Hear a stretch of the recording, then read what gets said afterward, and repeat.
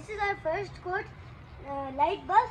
So the next paint place is going to be this and this.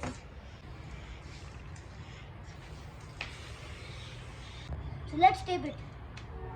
So this is the final look of the quad bike. The white and black are merging, and look at the front detail. The red is very shining and it's looking very nice. So here we had full white stripes. Now the black color and the white have merged together. These are some stripes that we have designed.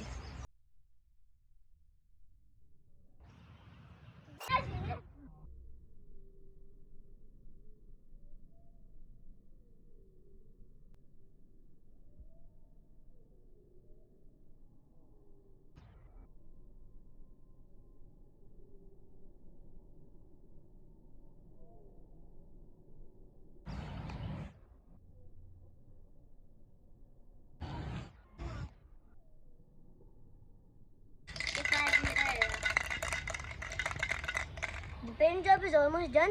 We have to put the clear coat on it, and this is the final look